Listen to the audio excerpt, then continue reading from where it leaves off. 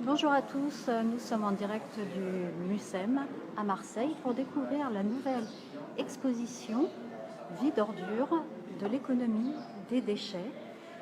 Et pour faire cette visite, je vais aller à la rencontre du commissaire, Denis Chevalier, qui va nous raconter l'histoire méditerranéenne des déchets.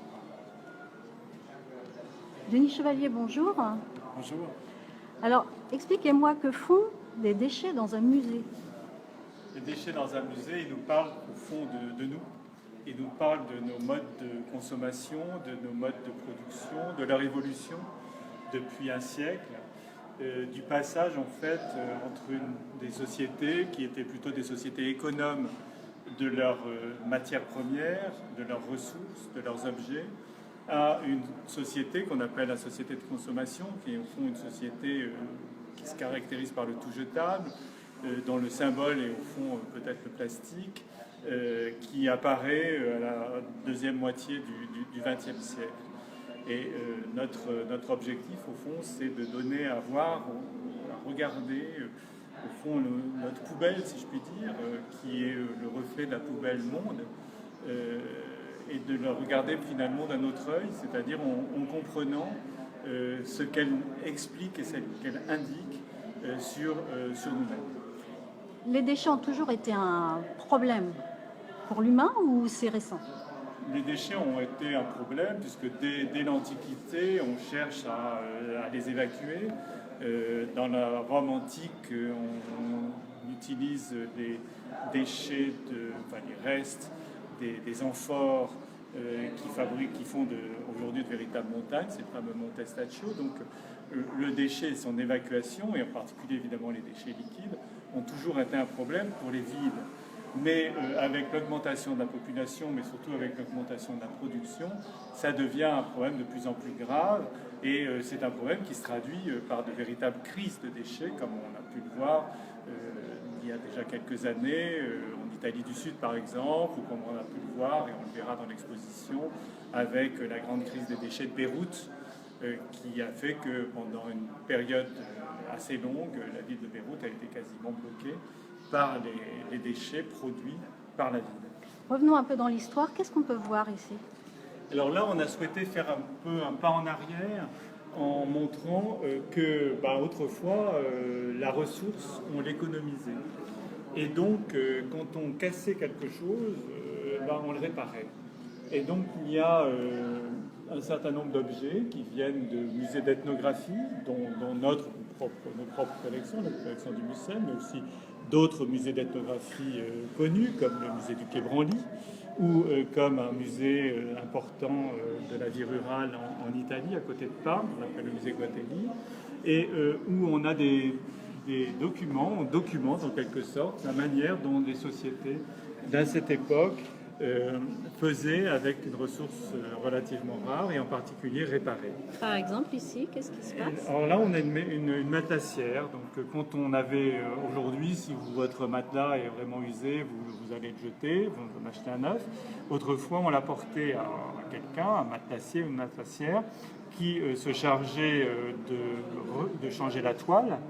Hein, et aussi de remettre à l'intérieur du matelas une matière, par exemple du crin ou de la laine, qui était la matière qui permettait d'avoir un bon matelas. Et là, qu'est-ce qu'on peut voir? Alors là, c'est un objet assez singulier qui vient de Guatelli, qui est une pelle, et c'est une pelle à ramasser des ordures, et au fond, le clin d'œil, c'est qu'elle a été faite par un casque de l'armée allemande de la guerre de 14.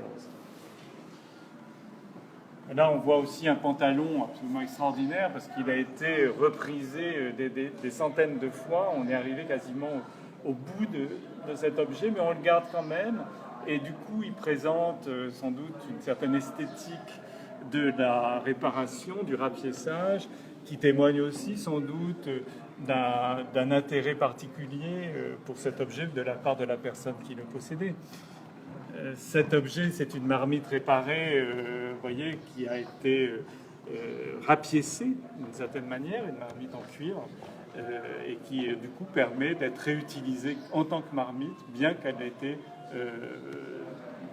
troués en certains endroits. Est-ce qu'on peut dire que justement ces déchets, il y avait une certaine économie derrière, c'est-à-dire des métiers? Voilà. Les déchets, enfin disons les restes, les objets, font l'objet d'un certain nombre de spécialités qui sont chargées de prendre soin de nos objets.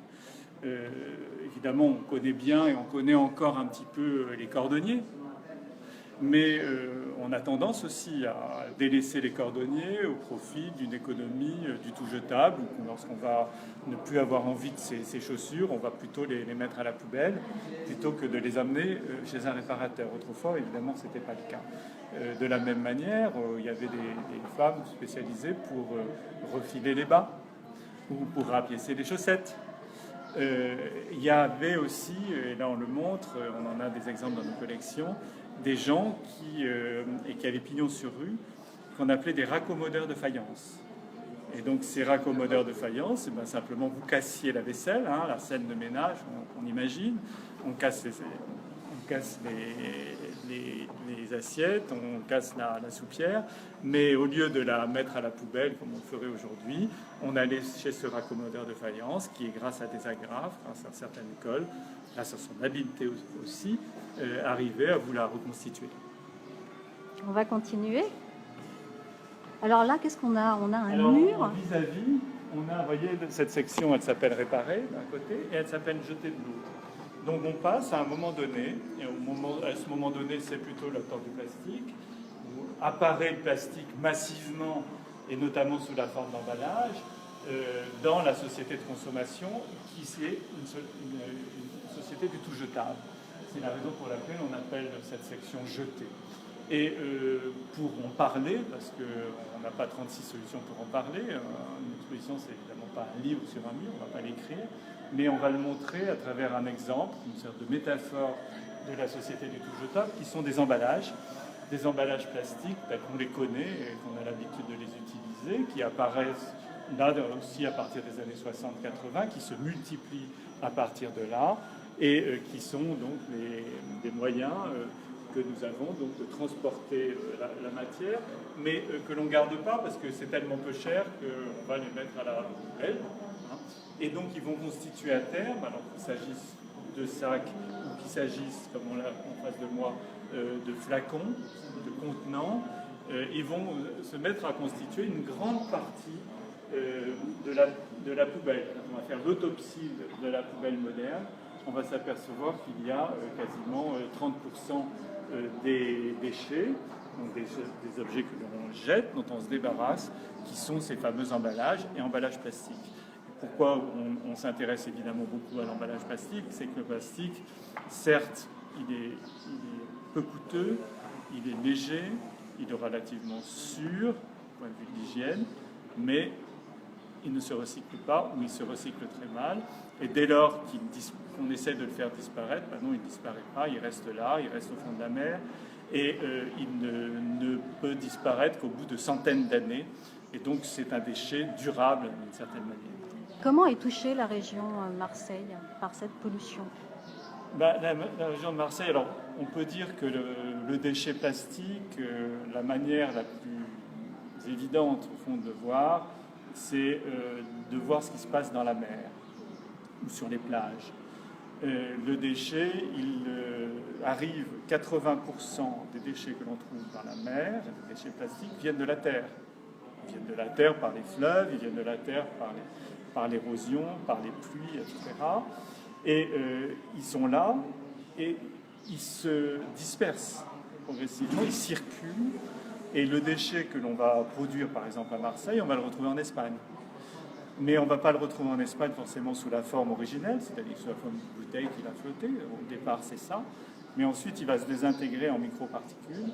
Et là, c'est beaucoup plus insidieux parce que ce déchet, c'est des toutes petites particules qui vont être ingérées par le vivant, par le plancton, puis par les poissons, puis finalement par nous-mêmes, qui allons du coup, en mangeant du poisson, manger du plastique. Donc dans la Méditerranée, on estime à 275 millions de tonnes les déchets plastiques sous forme de microplastiques. Chaque année, ce sont des millions de tonnes qui sont déversées dans la Méditerranée et qui constituent une pollution grave contre laquelle, évidemment, il faut agir. Alors on va continuer avec un peu les autres étapes de l'aventure du déchet, si on peut dire. Alors on a eu une sorte d'état des lieux du déchet dans les parties précédentes, c'est historique, et là on rentre vraiment au fond dans une sorte d'ethnographie du déchet, c'est-à-dire qu'on va partir de certains gestes qui sont du balai qui ramasse nos déchets, aux différents contenants qui vont permettre de le transporter, aux différents moyens de transport qui vont permettre de l'acheminer, pour arriver dans une section suivante, qui est la section peut-être centrale de cette exposition, qui est le tri. Le déchet ne devient intéressant, ne devient recyclable ou récupérable qu'à partir du moment où on va le trier, c'est-à-dire séparer les différentes catégories pour conserver les catégories, évidemment, qui sont valorisables. Et alors donc là, on va montrer à travers des tas d'enquêtes réalisées par des chercheurs sur différents terrains, comment on fait dans différentes villes, grandes villes de Méditerranée. Alors on va circuler dans plusieurs villes, on va aller à Marseille d'abord, et puis on va voir une petite histoire à Marseille, puis là on va aller là on se trouve à Istanbul. Où circulent 5000 récupérateurs de déchets solides, de déchets recyclables, qu'on appelle des toplacina, qui sont des gens qui travaillent donc avec cet outil qui est un diable, et dans lequel ils vont pouvoir accumuler quelques centaines de kilos de déchets tous les jours, et du coup les ramener dans des filières de récupération. Alors là, quel est ce bruit? On va peut-être y aller. Alors ce bruit qui nous attire, c'est une machine de tri optique qui se déclenche au pile-meilleur, qui est une machine industrielle qui nous a été prêtée par le fabricant, qui s'appelle Pellin, et qui est une machine qui trie automatiquement, qui fait automatiquement ce que les hommes faisaient à la main, c'est-à-dire séparer différentes catégories de plastique. Et là, ce qu'on va voir, c'est la manière dont cette machine va séparer dans le flux ce qui est le plus valorisé, c'est-à-dire le PET. Le PET, c'est ces bouteilles blanches en plastique transparent, qui sont les bouteilles, nos bouteilles d'eau en particulier, et qui sont très facilement recyclables.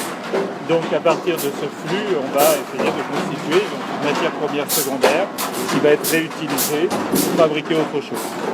Donc là on a une machine qui a des yeux d'une certaine façon. Absolument, elle a des yeux, donc c'est un lecteur optique très sophistiqué et qui va permettre, selon les réglages, de trier soit des couleurs, soit des matières, en fonction de leur opacité, en fonction de leur constitution. Donc ce sont des choses très techniques, mais qui montrent comment, dans une chaîne de tri moderne, on arrive à trier très rapidement des grandes quantités de matière. On va continuer. Et alors dans cette partie-là, justement à la suite du tri, on va montrer comment ce qu'il advient de ces éléments, et ces éléments qui, matière première secondaire, a une valeur importante. Cette valeur, c'est, on le montre par le prix à la tonne de ces différents produits. Juste, on va reprendre ce point-là. En fait, les déchets ont une valeur. Eh ben, grâce au tri, les déchets prennent une valeur parce qu'ils deviennent une matière qui va permettre de faire autre chose, et ils sont l'objet d'un commerce, et d'un commerce au niveau international, dont nous montrons les circulations avec les cartes qui sont derrière nous. Donc là, on voit des balles, simplement, telles qu'elles sont stockées dans des centres de tri, pour être ensuite acheminées soit en France, soit dans d'autres pays. Donc on voit que la Chine, par exemple, est un exutoire très important pour les déchets plastiques. Ils en accueillent des milliers de tonnes chaque année. Et donc c'est à ce moment-là qu'il y a tout un système commercial international, une sorte de mondialisation du déchet qui est à l'œuvre dans l'économie mondiale. Par exemple, là, on a la circulation internationale du papier. On voit très clairement que le déchet papier, la matière première, secondaire papier, le papier donc, à recycler va majoritairement vers la Chine, où on a 26 millions de tonnes reçues en Chine, comme l'explique cette carte. Pour l'aluminium, on voit qu'il y a d'autres pays qui sont des recycleurs d'aluminium. On voit par exemple l'Autriche, on voit l'Italie, on voit l'Allemagne, les Pays-Bas, mais là aussi la Chine, évidemment, comme le grand atelier mondial, accueille encore pas mal d'industries du recyclage de l'aluminium. Alors l'aluminium, est-ce que c'est le premier pays à accueillir des industries du recyclage? Oui, très nettement, on le voit très clairement sur ces cartes. La Chine est presque toujours au cœur de très importants mouvements de ces matières. Et la Chine importe énormément de matières. On connaît des recycleurs même marseillais qui envoient en Chine le cuivre, par exemple, qui est récupéré. Donc il y a une forte demande de la Chine pour ces produits. Il y a une forte industrie. Ils ont compris d'une certaine façon cet aspect économique du déchet. Ils ont compris que pour économiser la matière première, il fallait effectivement de la matière première secondaire, c'est-à-dire issue du recyclage. Alors là, pour la ferraille, vous voyez que la Chine joue un rôle beaucoup moins important. Enfin, là, on est à un niveau euro-méditerranéen, mais vous voyez que la Chine est moins présente. Par contre, on a un hub très important qui est la Turquie. La Turquie, vous voyez, accueille des flux très très importants d'acier à recycler, comme on le voit par exemple pour cette flèche qui montre le commerce entre les États-Unis et la Turquie, mais aussi la Russie et la Turquie, la Roumanie et la Turquie, etc. Et donc là, on a un hub un peu particulier qui est la Turquie, mais on voit aussi qu'il y a la Corée qui a aussi une certaine importance, etc. Alors là, on montre un film qui est au fond la manière dont on recycle, enfin dont on récupère différents flux de matériaux à partir d'une voiture. En France, on estime qu'il y a 1,5 million de voitures qui chaque année sont détruites. Elles sont détruites dans des centres spécialisés qui vont les mettre en pièces, si je puis dire, mais pas seulement, les pièces ne vont pas être mélangées, elles vont être justement triées en fonction de leur constitution. Et donc on va évidemment distinguer l'aluminium, le cuivre, l'acier, le plastique, etc. Et tout ça, ça va aller dans des filières différentes de retraitement. Et des pays différents aussi. Et bien sûr, des pays différents, alors en fonction du marché. Il y a des traders en matériaux recyclables qui ont une activité aussi importante et qui organisent ces flux en fonction des cours. Il y a des cours des matières premières secondaires qu'on peut trouver dans la littérature spécialisée. Donc on a une mondialisation du déchet. Absolument. Et là, on revient vers un geste. Là, on a un geste industriel avec cette entreprise qui va détruire une voiture et va la séparer en fonction de ses composants. Là, on a un système plus manuel, plus artisanal d'une certaine manière, qui se trouve à Istanbul, où un récupérateur nous explique comment, tout simplement à l'aide d'un aimant, il arrive à séparer le métal, enfin, l'acier, le ferreux du non ferreux. Le ferreux du non ferreux, ça veut dire effectivement les métaux non ferreux, c'est l'aluminium, c'est le cuivre. Et là, si vous avez du non ferreux, évidemment, ça ne prendra pas si vous avez un aimant. Donc il a un aimant dans sa poche, ce qui va lui permettre tout simplement très facilement de voir système, ça c'est du fer, ça c'est pas du fer, etc. Très simple. Et alors, est-ce qu'un déchet peut être beau aussi? C'est un peu ce que montre cette section. Alors un déchet, il n'est pas beau a priori, mais on va le rendre, on va lui donner une autre destination, un autre usage, une autre vie, finalement.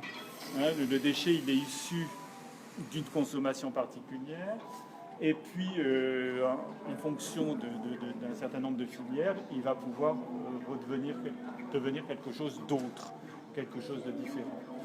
Et donc là, on a pris l'exemple des pneus usagés. Il y a aussi, puisque Nous avons 1,5 million de voitures qui partent dans des casses ou dans des systèmes de traitement. Nous avons donc 4 fois plus de pneus qui sont à recycler. Alors parfois les pneus sont réutilisés sur d'autres voitures, évidemment, s'ils ne sont pas trop abîmés. Mais quand ils sont beaucoup trop abîmés, qu'est-ce qu'on fait? On les dissèque, on essaye d'utiliser les différentes couches de caoutchouc pour faire d'autres objets. Là, on est C'est ce qu'on peut voir. Là, on est au Maroc et on voit on va nous expliquer comment on fabrique à partir de pneus des objets utilitaires comme des seaux qui servent justement à récupérer l'eau dans des puits ou des jarres qui servent à transporter l'eau ou des bassines qui servent à nourrir les animaux. Et donc ce sont des méthodes artisanales relativement élaborées qui sont mises en œuvre par des gens qu'on appelle des cordonniers en pneus. Alors, il semblerait qu'entre le sud de la Méditerranée, en fait, il y a un défaut sur le compostage et le nord de la Méditerranée sur le recyclage. Non, parce que les niveaux, disons, et les techniques, disons, de recyclage sont pas tout à fait les mêmes. Là, effectivement, on a, notamment au Maroc, mais dans d'autres pays, une relativement importante activité de recyclage artisanaux.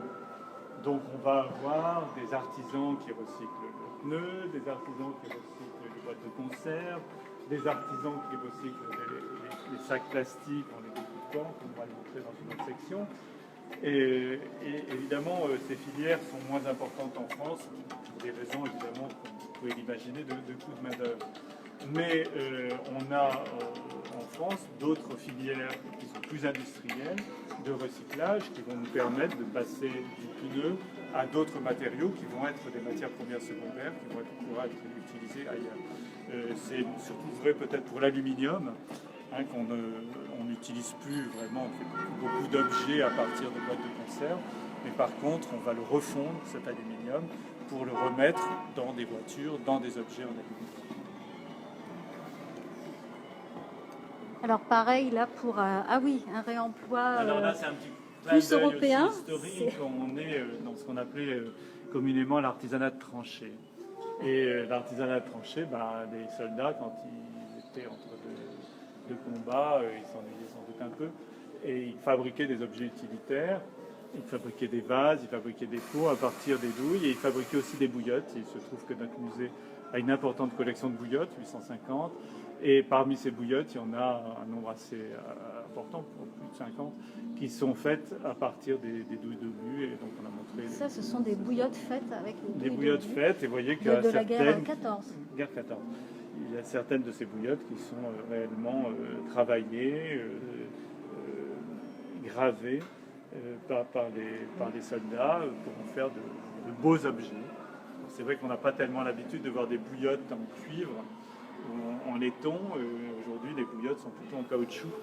Mais voilà, c'est quand même des éléments intéressants pour montrer comment, de tout temps, on a cherché à utiliser les moyens du bord. Là, on a par exemple un objet intéressant qui est récent, qui nous est arrivé de Tirana, où nous avons fait une enquête.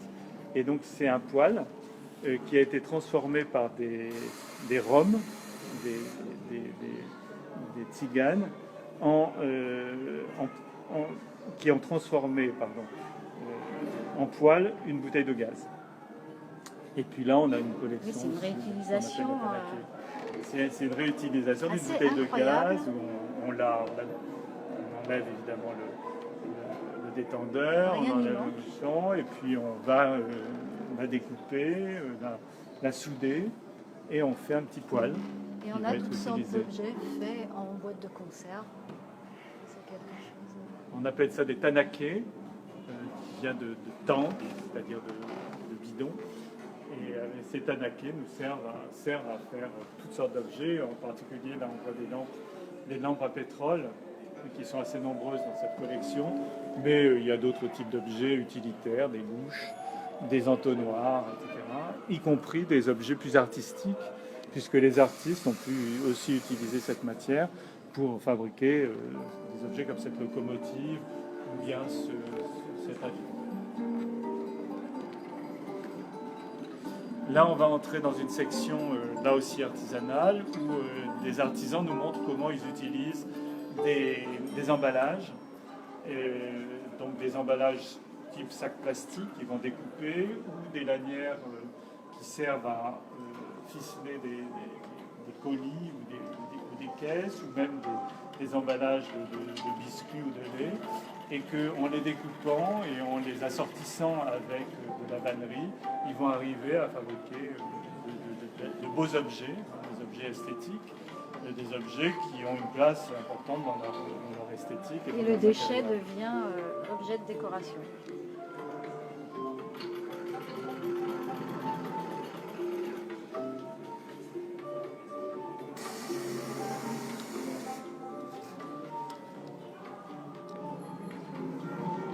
Là, on est en Syrie, donc ce sont des enquêtes qui sont relativement anciennes, elles ont été faites entre 2000 et 2010, auprès de Bédouins qui réutilisent là encore des textiles usagés pour faire des tentures, on appelle avec la technique des appliqués, pour faire des sacs, et qui utilisent aussi de la laine détricotée pour faire des cloisons de tentes que l'on utilisait donc pour séparer différentes parties dans les tentes des Bédouins. Et puis on y a voulu rajouter un objet qui nous a paru emblématique de la situation que vivent un certain nombre de ces personnes de Syrie aujourd'hui qui se réfugient ailleurs.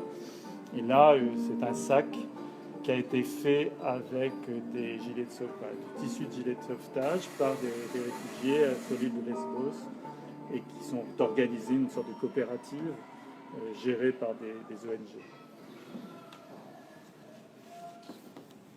Magnifique tapis. Oui, donc ça c'est une cloison. Voilà. C'est une cloison faite avec du roseau et avec de la laine détricotée. C'est la raison pour laquelle on la présente ici. Il y a une forme de récup, de recyclage d'un élément utilisé. Alors là, on passe dans une autre dimension, qui est une dimension plus industrielle, qui est celle du recyclage. Et là, on est dans les D3E. Les D3E, c'est les déchets de l'équipement électrique et électronique qui représentent aussi des matières premières tout à fait importantes, des matières premières secondaires tout à fait importantes, puisque par exemple dans les cartes mères, on va trouver beaucoup d'or. Hein, on trouve des quantités importantes d'or, donc il faut arriver à séparer à partir de nos téléphones portables, de nos ordinateurs que nous jetons, différents éléments. Et là, il y a des entreprises industrielles, celle que nous avons étudiée se trouve à Fézin, à côté de Lyon, qui se chargent de récupérer nos téléphones portables, nos ordinateurs, pour en séparer les différents matériaux. Là, on est un peu dans les déchets dangereux en ce qui concerne les éléments. Alors, quand on parle notamment de batteries, de piles, on est dans des déchets dangereux, donc il faut traiter d'une manière particulière. Mais à partir du moment où on a fait des catégories, évidemment, c'est plus simple de les traiter que de traiter globalement, ce qui évidemment prendrait beaucoup plus de place dans les centres spécialisés. En chiffres, les déchets, ça représente quoi dans le monde ? Alors en chiffres, les déchets, on peut dire que ça représente 7 milliards de tonnes par an au niveau mondial. Ça représente, si on prend la France, pour les déchets, disons, ménagers, municipaux, disons, globalement, ça représente 35 millions de tonnes par an. Et si on regarde par habitant, et ça on a une carte en bas dans le hall qui le dit, on a à peu près 5 à 600 kilos par an et par habitant de déchets qui sont, pour la plus grande partie d'entre eux, non recyclés. Donc ça représente des masses absolument considérables et qu'il faut évidemment traiter différemment de ce qu'on fait aujourd'hui. C'est la raison pour laquelle dans cette exposition, on essaie d'amener le public vers un peu un slogan qui paraît important et presque un peu utopique, mais malgré tout qui est important, qui est celui qui dit le meilleur déchet est celui qu'on ne produit pas. Et si on dit le meilleur déchet est celui qu'on ne produit pas, ça veut dire qu'on se préoccupe au fond de ne pas faire de déchets en amont. Et si on ne fait pas de déchets en amont, ça veut dire qu'on prévoit au fond une production d'objets qui soient justement recyclables, réparables, et non dans un monde où il faut changer chaque fois les objets totalement dès lors qu'il y a un progrès technique qui s'opère, un peu comme sur nos téléphones portables. Je vous remercie.